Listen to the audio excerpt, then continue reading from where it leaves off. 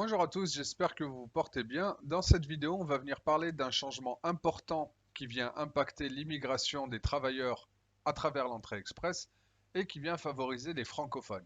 Donc là, vous voyez, on est sur la page du gouvernement du Canada et on a point supplémentaire dans l'entrée express pour accroître l'immigration francophone hors Québec. Donc là, c'est le communiqué de presse du 27 octobre 2020 et je cite le ministre de l'immigration Marco Mendicino. Soutenir le développement des communautés francophones en situation minoritaire à l'extérieur du Québec fait partie du plan gouvernemental de croissance économique et de prospérité à long terme pour l'ensemble du pays. Il s'agit également de la bonne chose à faire pour soutenir les communautés francophones partout au Canada. Nous continuerons d'attirer des immigrants francophones afin d'assurer l'épanouissement des communautés francophones en situation minoritaire. Ça, si on veut lire entre les lignes, ça veut dire que le gouvernement fédéral vient pallier au manque d'immigration du gouvernement du Québec en favorisant et en encourageant les immigrants à aller s'installer ailleurs qu'au Québec. Pour ceux qui s'en rappellent, le projet de loi 9 qui est passé en février 2019 est venu annuler 18 000 demandes de résidence permanente à travers le Québec sans aucune raison. Certains ont mis ça sur le dos du racisme, d'autres sur le dos de l'incompétence. Bref, la question est qu'il y a eu 18 000 dossiers d'immigration qui étaient en cours de traitement, qui ont été annulés sans aucune raison. Et là, le ministre de l'immigration fédéral, donc du Canada, vient apporter une modification à l'entrée express pour justement encourager les candidats francophones à passer par l'entrée express et à aller s'installer à l'extérieur du Québec.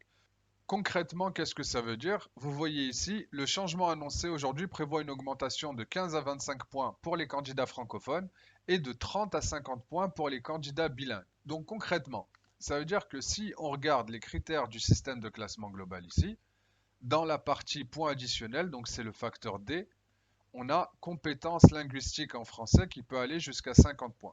Mais si on regarde les détails, donc dans la ventilation des points, on va descendre jusqu'au bout et là, vous voyez qu'on a deux catégories. La première, elle dit, si vous obtenez le niveau 7 ou plus des NCLC en français pour les 4 aptitudes, et si vous obtenez le niveau 4 ou moins des CLB en anglais, ou si vous n'avez pas passé le test d'anglais, vous pouvez scorer 25 points. Ici, c'était 15 points avant. Donc le niveau 7 dans les NCLC en français, quand on regarde le tableau d'équivalence, vous aurez le lien dans la description ici, ça veut dire que pour un test de français, que ce soit le test d'évaluation de français ou le test de connaissance du français pour le Canada, il faut avoir le niveau NCLC 7. NCLC, ça veut dire niveau de compétence linguistique canadien. Et donc pour chaque compétence, pour la compréhension de l'écrit, l'expression écrite, pour la compréhension de l'oral et pour l'expression orale, voici les scores minimums à obtenir pour pouvoir être éligible aux points additionnels. Donc ces scores-là, ils représentent 7 dans les niveaux NCLC et il faut obtenir 7 dans chaque compétence.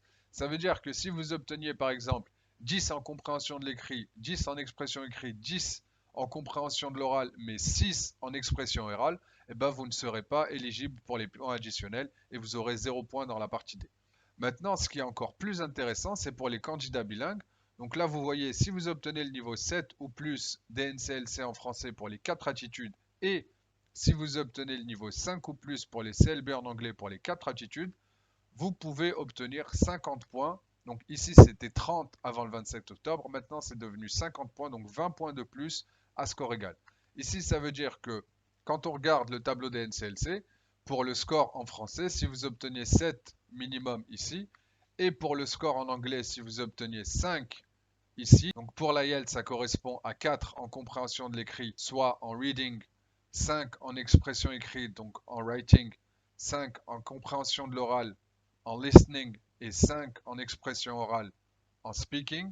Si vous obtenez ces scores minimum là, vous allez pouvoir aller chercher 50 points dans les points additionnels, soit 20 points de plus avant la dernière modification du score par le ministre de l'Immigration. Donc là, ça vient conforter ce qu'on disait depuis des années. Pour ceux qui nous suivent et qui nous connaissent depuis un moment, on confirme et le ministère de l'Immigration vient confirmer qu'ils veulent encourager l'immigration des francophones à l'extérieur du Québec par le biais de l'entrée express. Comme c'est écrit ici, ce changement aidera le gouvernement à remplir son engagement à atteindre la cible de 4,4% d'admission de francophones hors Québec d'ici 2023. Donc, continuez vos efforts. Si vous êtes un candidat à l'immigration, vous pouvez vous référer à notre vidéo Arima ou Entrée Express qui explique cela bien en détail. Mais la conclusion de cette vidéo-là, c'est si vous êtes déjà au Québec à travers un programme temporaire, ou alors si vous avez une offre d'emploi au Québec, dans ce cas-là, c'est intéressant de passer par l'immigration au Québec. Pour tous les autres cas, l'entrée express est une valeur sûre, c'est bien plus rapide, c'est moins cher et c'est beaucoup plus prévisible que les programmes québécois. Voilà pour moi, j'espère que ça vous encourage, continuez vos efforts et je vous dis à très bientôt. Bye.